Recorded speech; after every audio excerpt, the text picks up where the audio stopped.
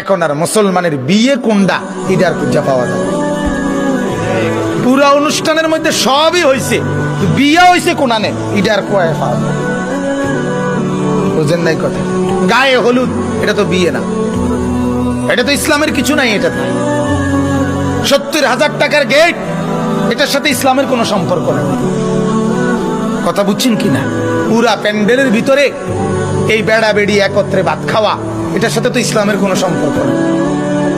পুরা অনুষ্ঠানটা ভিডিও হওয়া বেড়া বেড়ির, এটার সাথে তো ইসলামের কোনো সম্পর্ক নেই। মেয়েটা যেখানে সাজাইতেছে সেখানে সবগুলো ফোলা জোয়ান জোয়ান ছেলে গিয়া গিয়া প্রত্যেকে নিজ নিজ মোবাইলে ছবি উঠাইতেছে, বড় বড় মোবাইল দিয়া। এটার সাথে ইসলামের কোনো সম্পর্ক আছে? নাই।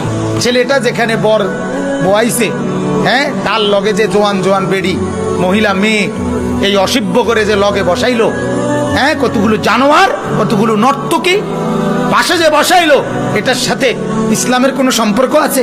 ছেলেটা যেখানে বর বয়াইছে, হ্যাঁ, তার লগে যে জোয়ান জোয়ান বেড়ি মহিলা মেয়ে এই অসভ্য করে যে লগে বসাইলো, হ্যাঁ, কতগুলো জানোয়ার, কতগুলো নর্তকী পাশে যে বসাইলো, এটার সাথে ইসলামের কোনো সম্পর্ক আছে?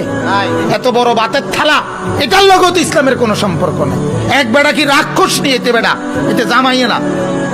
কথা বলেন না কেন? তে কি তার 14 গোষ্ঠীর জীবনে ভাত খাইছে না? তারে এতুটি বাদ দিলেন কেন? আশ্চর্য কথা আপনি বলেন।